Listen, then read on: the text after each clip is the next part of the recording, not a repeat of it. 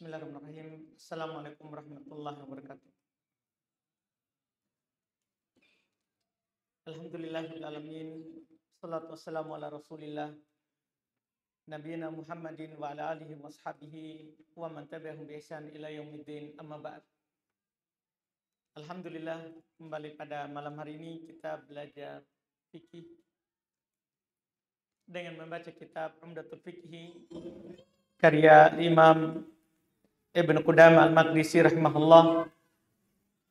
Kita di malam hari ini akan menyelesaikan pembahasan haji, sisa penutup dan kesimpulan. Dan dengan itu nanti kita sudah selesai dan akan masuk pembahasan kurban dan akikah. Kata beliau rahimahullah di akhir-akhir pembahasan haji,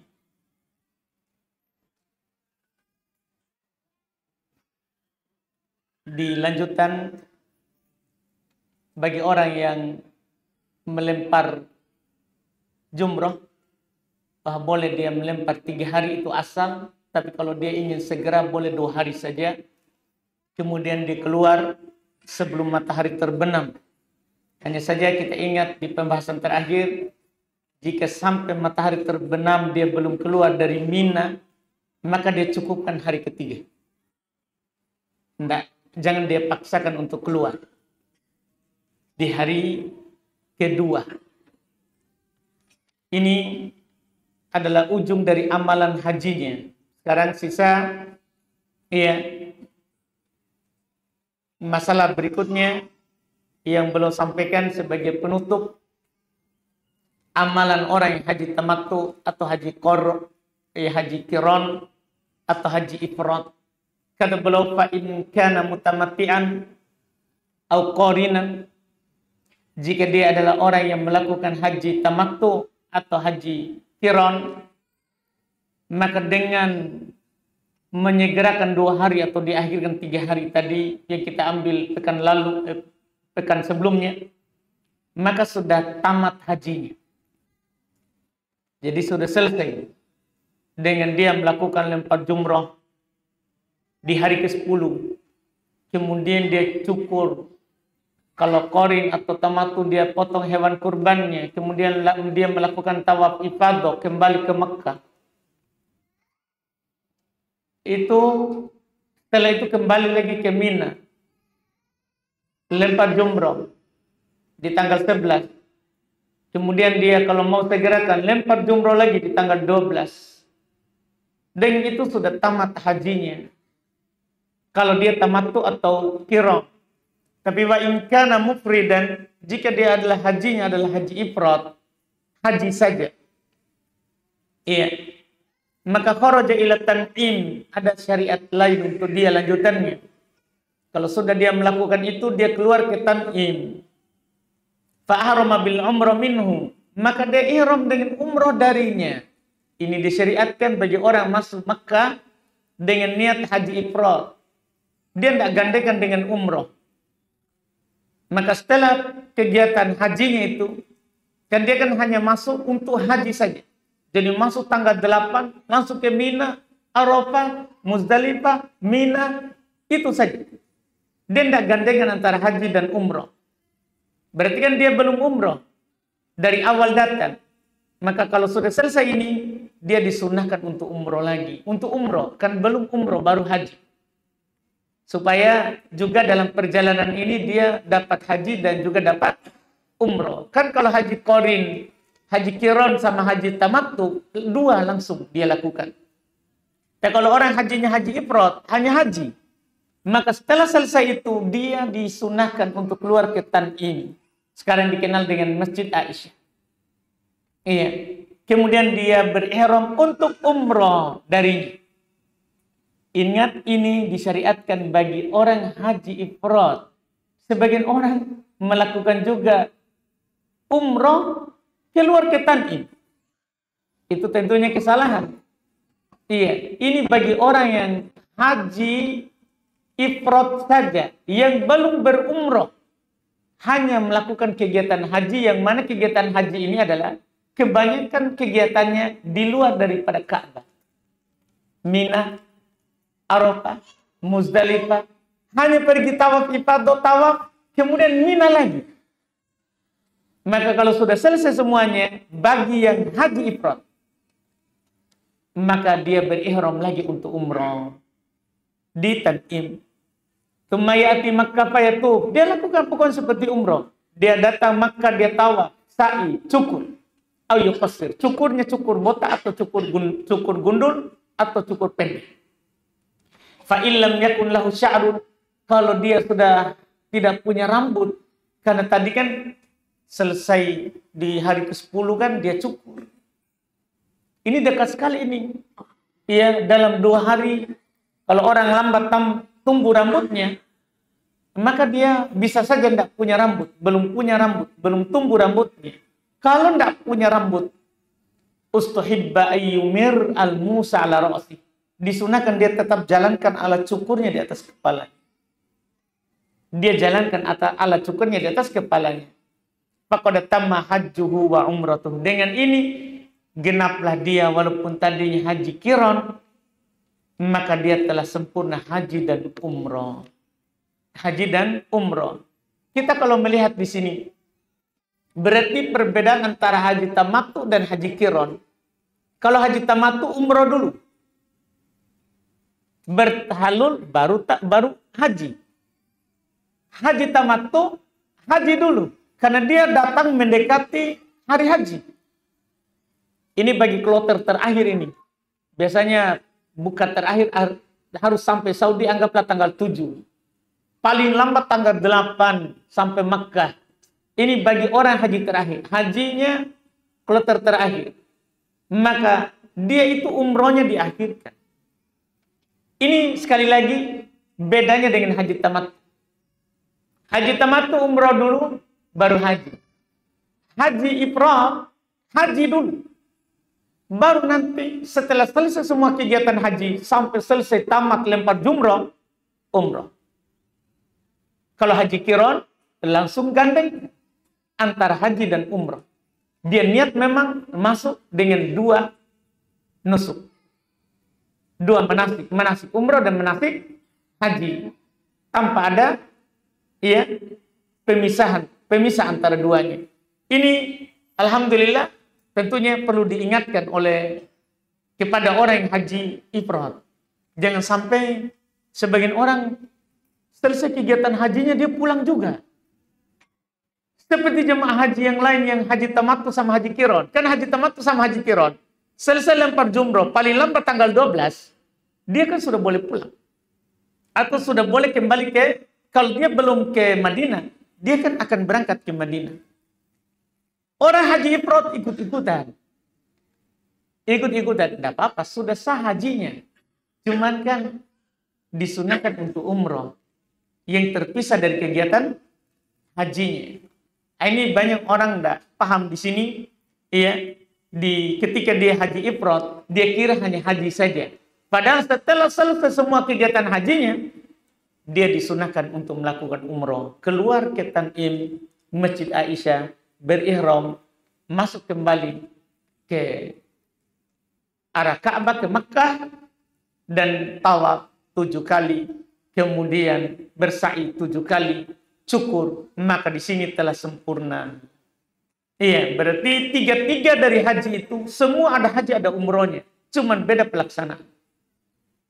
Semua ada umrohnya, cuman beda pelaksanaannya. Diawalkan, diakhirkan, atau dibaringkan. Kalau haji qiran dibaringkan. Kalau haji tamattu, umroh di awal, baru haji. Haji ifrad, haji di awal, baru umroh. Baru umroh.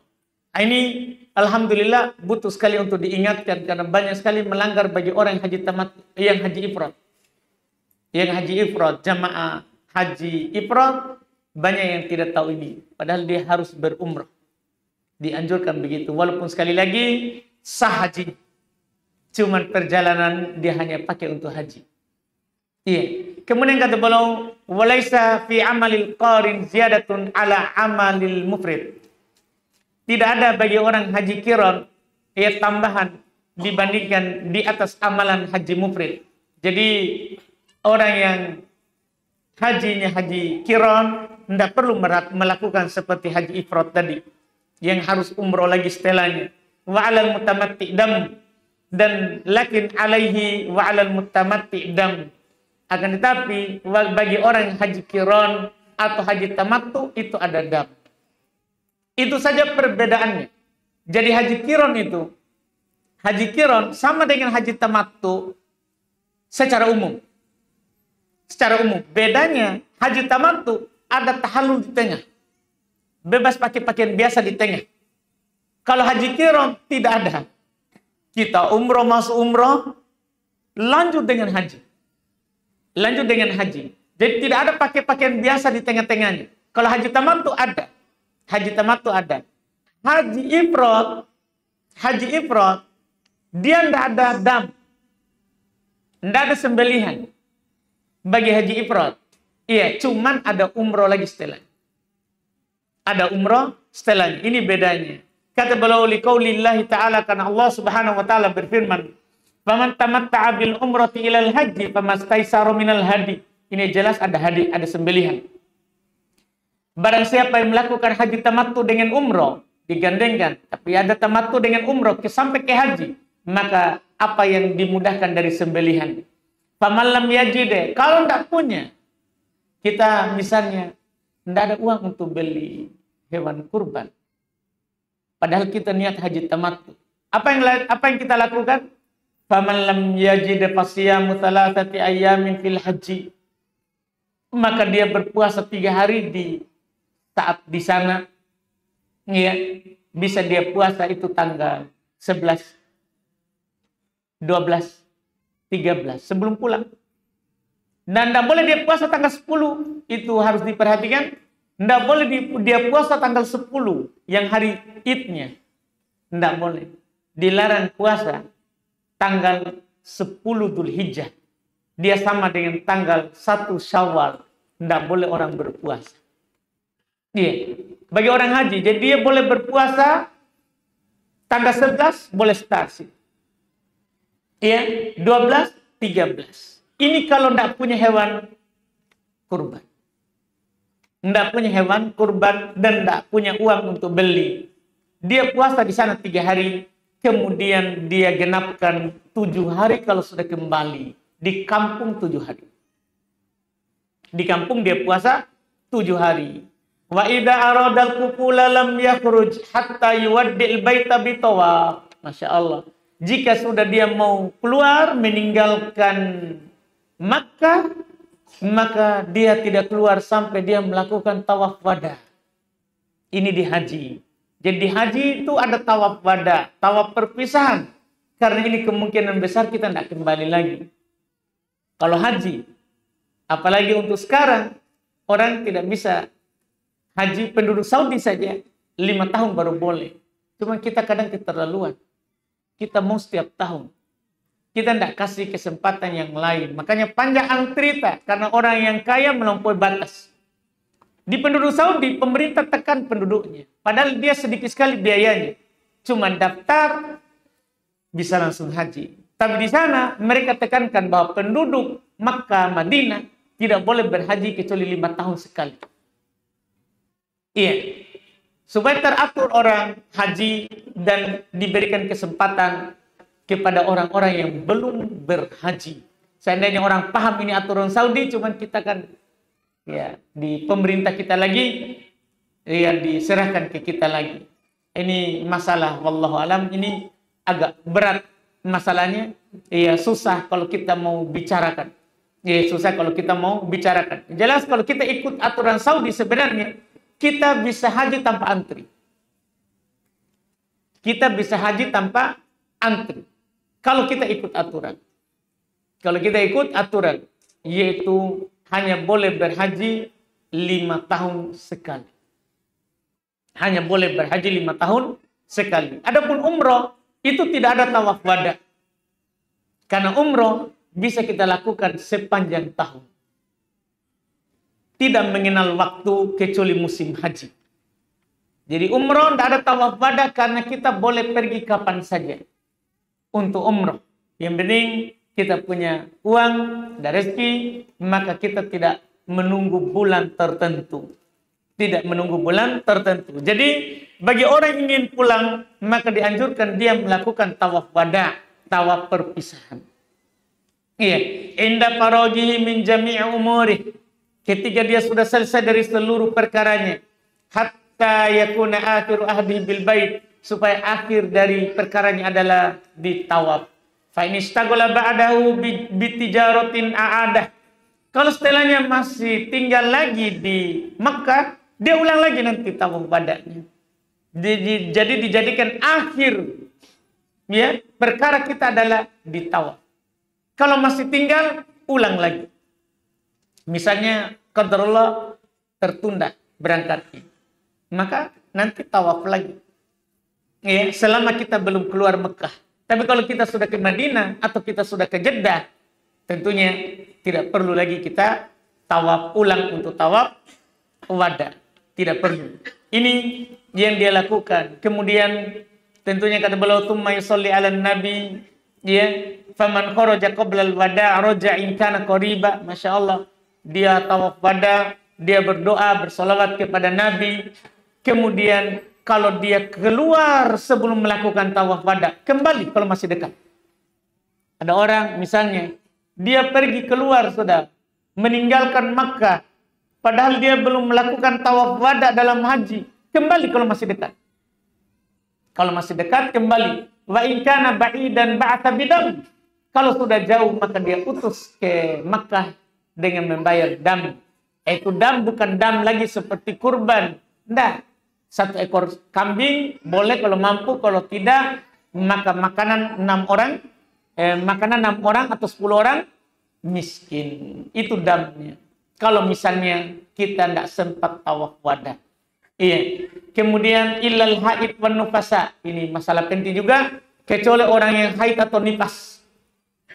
Fala wada'a alaihima, tidak perlu tawaf wada. Misalnya orang selesai semua kegiatan hajinya, haid, selesai semua kegiatan hajinya, melahirkan nifas, maka tidak ada tawaf wada bagi. Tidak perlu tawaf wada. Wa yustahab lahu mal wukuf inda babil masjid wa du'a bihada. Dia cuma dianjurkan untuk pergi berdiri di pintu masjid, arah pintu masjid, dan dia berdoa perpisahan. Dan ini adalah akhir dari pembahasan haji. Setelah itu beliau hanya menyimpulkan saja, mengingatkan ulang rukun atau wajibnya. Kata beliau, babu arkanil haji wal umrah. Kita baca sebagai penutup untuk pengingat bab rukun haji dan umrah. Arkanul haj, rukun haji. Al-wukuf bi Arafah. Ini yang paling penting. Wukuf di Arafah. Bahkan kata Nabi, al-hajju Arafah. Haji itu Arafah. Tanpa Arafah, tidak ada haji. Iya, tidak ada haji. Jadi ini rukun haji. Wukuf di Arafah. Wa tawafuz ziarah, tawaf awal. Namanya tawaf kudum, tawaf kedatangan. Iya. Kemudian wa wajibatuhu, kewajibannya al-ihram minal miqat. Wah, ini penting sekali berihram di miqat. Bagi kita yang masuk langsung Makkah, selalu saya katakan kita berihram di atas pesawat. Jangan berihram di hotel Jeddah atau di bandara Jeddah. Kita sudah lewat. Sekitar 15 menit sebelum turun mendarat pesawat, disitulah kita berihram. Karena kita akan melewati yang namanya Yalamlam.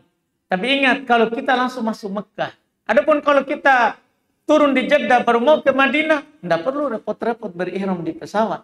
Karena kita akan berihram di miqatnya penduduk Madinah.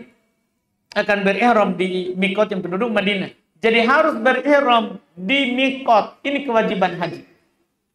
Wal wukuf bi Arafah ilal lail. Dan wukuf di Arafah hingga malam, yaitu hingga maghrib.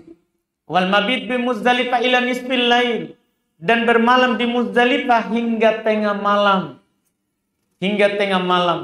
Ini paling cepatnya ya, tengah malam. Paling akhirnya adalah setelah sholat subuh kita berangkat ke Mina, jika memungkinkan. Ya, tapi paling pendeknya adalah hingga tengah malam. Wassa'i wal mabit bi Mina, kemudian kita bersa'i Ini termasuk kewajiban haji.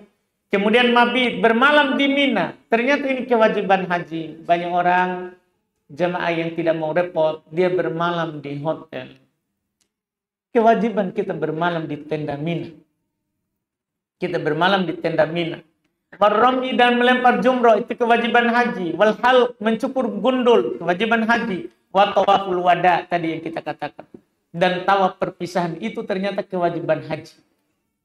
Kemudian wa arkanul umroh, rukun umroh. Ini yang paling sering kita lakukan karena umroh, rukun umroh hanya sedikit, lebih sedikit daripada haji. Arkanul umroh at-tawaf. Rukun umroh adalah kita tawaf. Wal ihram, dan berihram. Was sa'i wal halq, cukur. Jadi umroh 4 saja. Kalau kita lakukan ini 4, sah umroh dan sudah dianggap sudah selesai. Berihram, tawaf, sa'i, cukup. Ini kita sudah telah tamat umrohnya. Faman taraka ruknan, siapa yang meninggalkan rukun, lam yatim nusukahu illa bih. Tidak sempurna manasik hajinya kecuali dengannya. Itu bedanya nanti rukun dengan wajib. Kalau wajib, hanya berdosa haji kita sah. Kalau rukun, tidak ada haji tak kalau kita tidak lakukan. Tidak ada haji. Tidak ada umroh kalau kita tidak lakukan. Itu rukun. Wa man taraka wajiban, siapa meninggalkan yang wajib, jabarahu bidam, cukup dia gantikan dengan dam. Iya, misalnya dia tidak bermalam di Mina, wajib dia dam. Berpuasa 3 hari, atau kurban kambing, atau beri makan 6 orang miskin paling sedikit. Ini damnya. Ini adalah damnya. Wa man taraka sunnatan fala syai'a alaihi. Siapa yang meninggalkan sunnah dalam berihram, sunnah dalam umroh, dalam haji, tidak ada apapun. Jadi kalau kita meninggalkan sunnah, tidak ada apapun bagi kita. Cuma kita tidak dapat pahala saja. Inilah perbedaan. Rukun, wajib, sunnah. Kalau rukun, tidak sah haji. Tidak sah umroh jika kita tinggalkan. Kalau wajib, sah haji, sah umrohnya. Cuman kita berdosa dan wajib kita ganti dengan dam. Kalau sunnah, cuma tidak dapat pahala sunnahnya dan haji sah, umroh sah.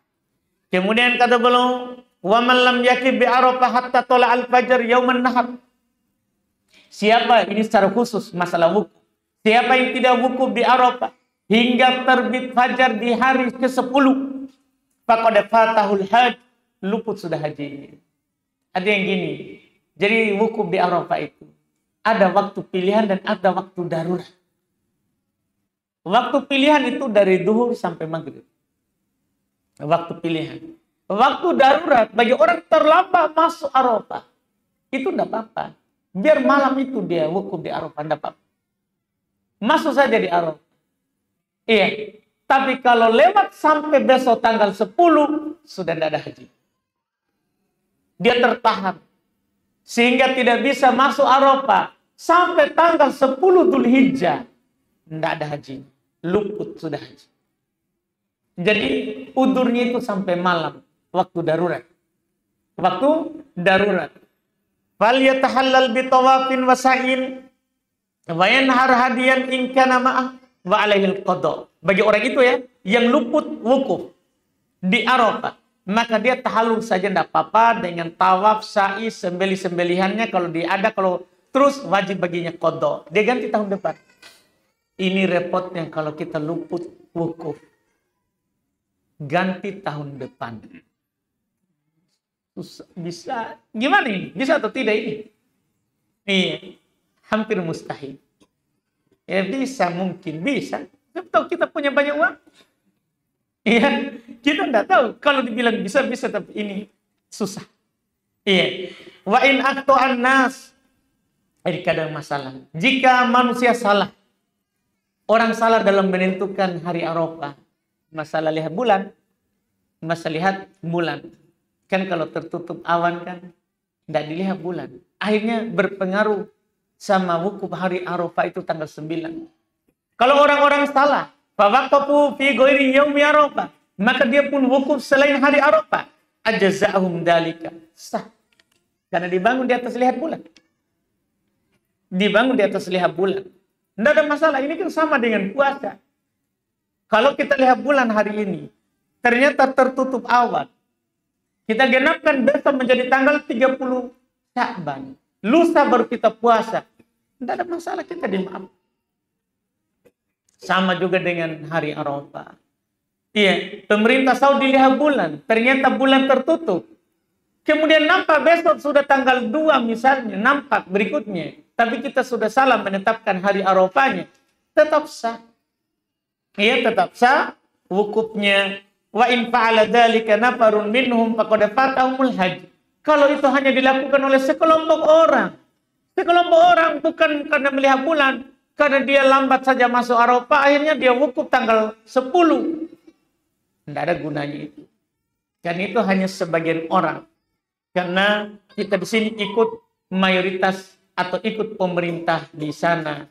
Kemudian penutupnya adalah jangan dilupakan wa istahabbu liman hajja ziaratu qabrin nabi. Mumpung kita pergi haji, pergi umrah, disunahkan untuk ziarah kuburnya Nabi.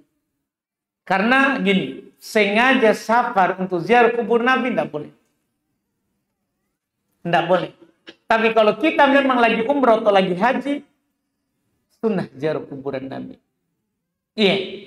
Wa qabri sahibain, dan kubur dua sahabatnya, karena memang berdampingan, Abu Bakar dan Umar radhiyallahu anhuma.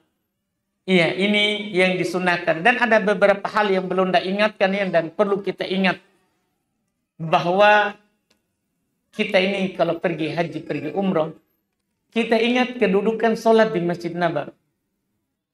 1000 kali lipat dibandingkan sholat di masjid lain. Kita ingat kalau sudah di Makkah, kita ingat kedudukan sholat di Masjid Makkah. Ada bahkan para ulama memperluas kalau di Makkah beda dengan Madinah. Bahkan di jalan-jalan yang bersambung sopnya, bersambung suaranya dengan Masjid Ka'bah.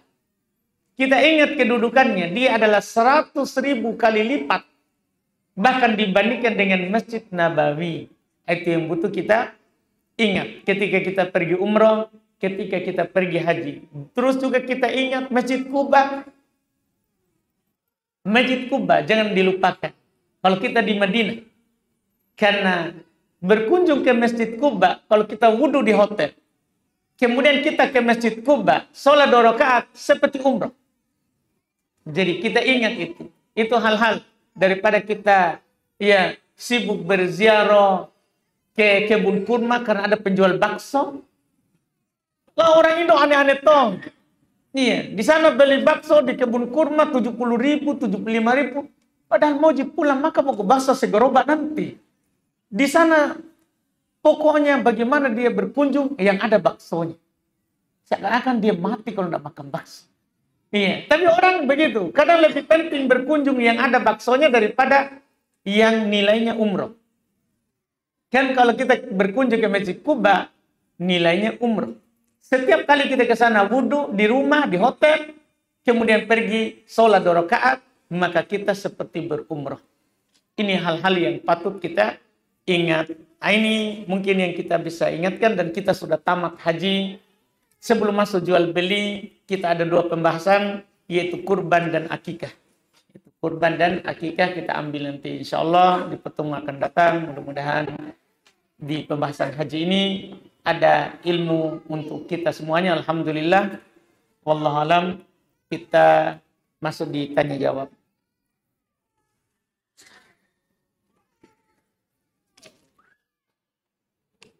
Ustaz, ini pertanyaan pertama. Orang tua saya ikut arisan, akan tetapi arisan ini riba. Karena dia arisan berupa uang namun akadnya riba. Karena yang mengadakan arisan ini mengambil keuntungan dengan potongan 100.000 untuk biaya admin. Pertanyaan saya Ustaz, bagaimana status uang tersebut? Apakah halal dibelanjakan, dipakai kepada saya selaku anak? Karena orang tua mengibahkan uang tersebut kepada saya untuk membeli handphone? Dan apakah orang tua juga boleh memakai uang tersebut? Karena dari awal saya sudah memperingatkan orang tua mengenai hukumnya. Tetapi orang tua tetap ngotot mau ikut dan tidak mundur. Mohon penjelasannya Ustaz. Jadi yang meletakkannya admin ya. Sebenarnya tidak ada masalah dengan orang tua kita karena bukan orang tua kita yang dapat tambahan. Iya kan? Yang masalah adalah admin. Jadi kita tidak boleh berarisan karena admin. Syaratnya memakan harta manusia dengan cara yang batil. Kita kan muslim, dilarang memakan harta orang dengan cara yang tidak benar. Iya.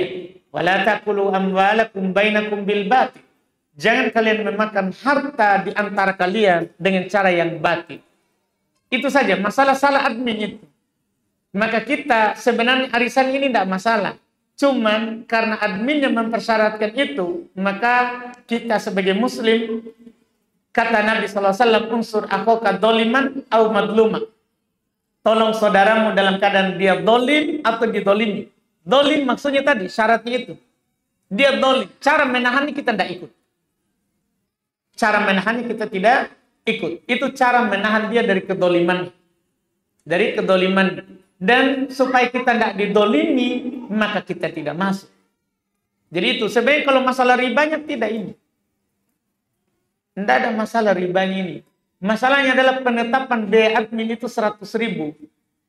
Iya. Itu yang syarat. Yang membuat ini arisan bermasalah. Tapi kalau kita bertanya terkait dengan kita yang menerima manfaatnya dikasih oleh orang tua kita, halal. Halal, tidak ada masalah. Iya, karena kan kita menerimanya karena diberi oleh orang tua. Iya, diberi oleh orang tua. Karena kaidah dasar, kalau kita diberi oleh orang tua walaupun hasil dari yang haram, maka halal untuk kita anak, halal untuk istrinya, halal. Karena caranya dia yang salah. Adapun orang yang menerimanya dengan cara yang mubah, dapat hadiah, mubah juga. Karena al-ithmu alal mubashir, dosa bagi pelaku langsung kalau salah. Bukan yang mengambilnya dengan cara yang mubah. Dengan cara yang mubah. Jadi bagi kita ini halal. Iya, bagi kita ini adalah halal. Dan untuk orang tua kita kalau dia keluar dari hal itu lebih bagus, lebih selamat. Karena menahan kedoliman dari orang tadi. Wallahualam. Apa Ustaz izin bertanya? Mana yang lebih utama dalam sholat? Membaca Al-Fatihah diawali dengan basmalah, disirkan, atau langsung Alhamdulillah tanpa mengucapkan basmalah? Berselisih para ulama dalam masalah ini untuk di Al-Fatihah ya. Karena sebenarnya para ulama berselisih sebelum kita bahas itu. Dibaca keras atau kecil, para ulama berselisih pendapat. Apakah basmalah itu ayat pertama di Al-Fatihah atau bukan? Itu perselisihan letaknya di situ. Nanti pembahasan berikutnya tergantung kita pegang yang mana. Sebagian ulama menyatakan bahwa basmalah itu ayat pertama. Apa dalilnya? Ditulis nomor 1 di Al-Fatihah. Kalau kita buka Quran, tulis nomor 1. Berarti tidak ada bedanya dengan ayat kedua. Alhamdulillahirabbil alamin. Itu dalil. Dan itu adalah merupakan dalil mereka yang paling kuat. Kalau kita tahu dalil orang yang mengatakan, yang membaca keras Al-Fatihah ditambah basmalah di awal, itu dalil mereka yang paling kuat adalah ditulis nomor 1 di Quran. Itu dalil mereka paling kuat. Orang Syafi'iyah berpendapat itu dan mereka yang menyatakan itu. Seperti Al-Imam Al-Baihaqi mengatakan bahwa dia nomor 1 di Al-Fatihah. Beda di surah yang lain tidak ada nomornya. Nomor 1 di, misalnya di Al-Baqarah. Nomor 1-nya bukan di Bismillahirrahmanirrahim, tapi di Alif Lam Mim. Di Ali Imran di Alif Lam Mim.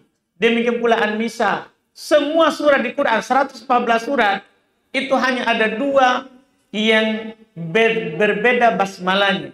Al-Fatihah itu ditulis nomor 1, surat Baro'ah, Taubah, tidak ada basmalah. Tidak ada basmalah. Jadi ada 100, ya, berarti 112 surat. Itu pak 112 dan lain-lain. Baik, 112 surat itu ditulis basmalah tanpa nomor 1. Kemudian 1 surat basmalah ditulis nomor 1, Al-Fatihah. 1 surat tanpa basmalah, Baroah.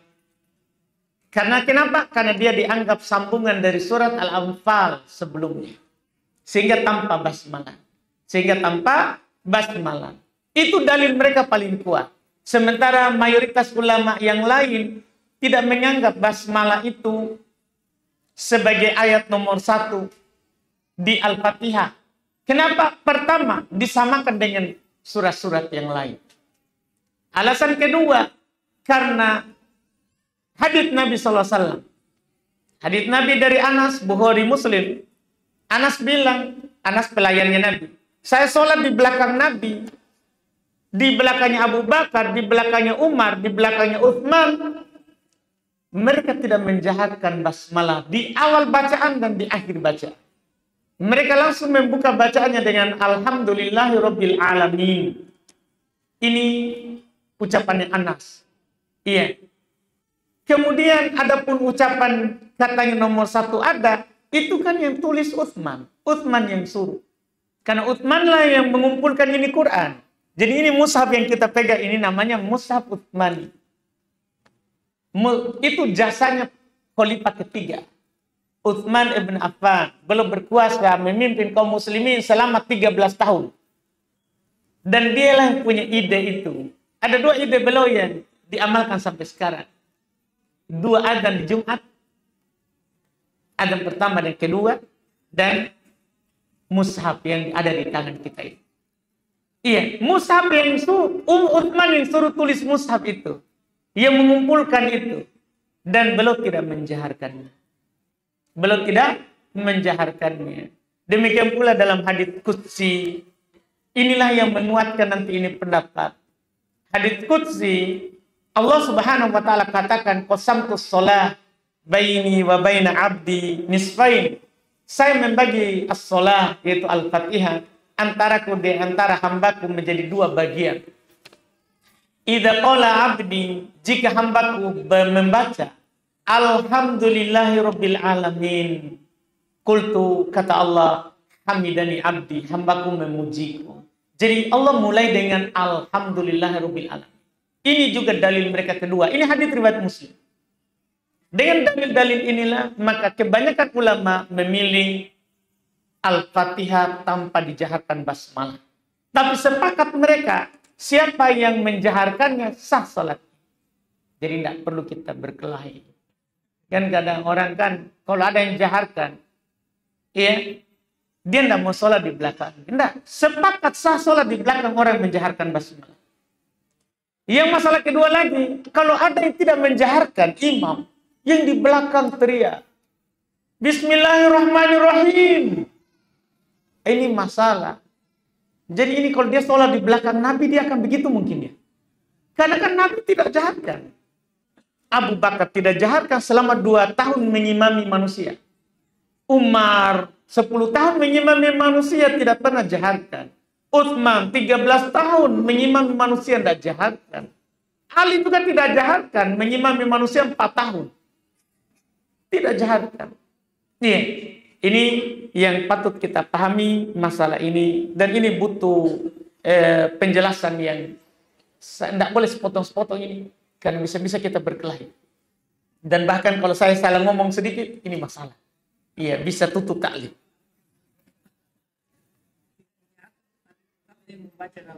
Sunnah dibaca. Sunnah dibaca. Beda kan? Ini cuma masalah tidak dijaharkan. Tidak dijaharkan maksudnya tidak dikeraskan seperti Alhamdulillahirabbil alamin. Bukan tidak dibaca. Tidak dijaharkan. Kalau bacanya, sunnah kita ta'awud dengan tidak dijaharkan. Kemudian sunnah kita basmalah dengan tidak dijaharkan.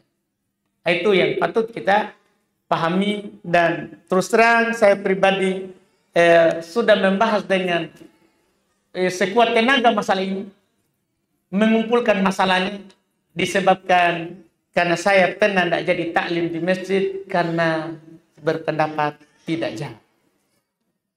Jadi itulah ya hasil pembahasan. Wallahualam. Pertanyaan berikutnya, apakah pembalut yang kotor ada darah haidnya? Harus dicuci dulu sebelum dibuang karena katanya dari itu jadi makanan jin. Dari mana kita tahu? Iya. Jin itu makanannya adalah tulang, iya, dan kotoran hewan yang halal juga dimakan dagingnya oleh muslim. Itu makanannya jin. Karena jin pernah datang kepada Nabi bertanya tentang makanan mereka. Maka Nabi mengatakan adalah tulang dan kotoran hewan yang halal dimakan hewannya. Ya, kalau hewan yang haram dimakan itu bukan jadi makanan jin. Ini kita dapat lagi darah. Parakan apa itu? Ya. Yang hisap darah enggak dimakan, buang saja. Tidak ada kaitannya, tidak ada. Nabi cuma bilang kalau ada darah haid, cuci, gosok. Karena kalau kita mau pakai lagi, kalau kita mau pakai ini pakaian kena darah haid, maka dicuci, digosok kata Nabi, setelah itu tidak berbahaya bekasnya. Kalau tidak mau dipakai lagi, ya langsung buang saja. Dibuang saja, tidak ada aturan harus dicuci atau apa. Apakah membaca doa bisa dipenggal Ustaz? Dipenggal. Misal, doa Allahumma aksir mali wa waladi wa barik li fi ma a'toitani. Tapi kita cuma membaca Allahumma aksir mali wa barik li fi ma a'toitani tanpa membaca wa waladi. Apakah boleh seperti itu Ustaz? Boleh. Doa itu kan boleh diiktibas, boleh dipotong. Yang kita mau baca, kecuali di tempat-tempat yang tidak boleh dipotong, seperti doa tidur tidak boleh dikurangi. Itu tidak boleh dikurangi. Doa setelah adzan tidak bisa dikurangi. Doa bangun tidur tidak bisa dikurangi. Tapi kalau doanya permintaan umum, tidak ada kaitannya dengan ibadah tertentu, ini boleh diiktibas. Bahkan boleh kita ubah lafadznya. Boleh. Dari lafadz Rabbana atau Rabbi menjadi Allahumma. Tidak apa-apa. Tapi walaupun kita sesuaikan dengan lafadz Nabi lebih utama. Sesuaikan dengan lafadz Nabi lebih utama. Wallahualam. Ustaz, saya mempunyai kebiasaan sering keluar kentut di bagian depan. Ketika sedang sholat, kentut itu keluar. Apakah saya harus wudhu lagi ketika selesai sholat untuk persiapan sholat sunnah? Atau setelah sholat wajib langsung saja sholat sunnah? Mohon penjelasan Ustaz. Kalau ini jadi penyakit, maka cukup wudhu setiap satu kali mau sholat. Maksudnya satu waktu. Setiap masuk waktu sholat, wudhu saja. Setelah itu tidak berbahaya kalau kentut. Ini kan kalau jadi penyakit. Kalau jadi penyakit. Iya. Karena seorang di masa Nabi yang pernah keluar dari istihadonya tanpa berhenti. Nabi bilang kepadanya, tawaddu'i li kulli shalah, wudulah kamu di setiap sholat. Dan Nabi mengarahkan padanya, kalau kamu mampu, kamu akhirkan sholat duhur di akhir waktu. Hampir masuk waktu asar. Sholat duhur, kemudian setelah itu langsung sholat asar. Jadi satu kali wudhu, dua sholat. Tidak masalah. Kalau memang itu memberatkan untuk wudhu setiap kali sholat.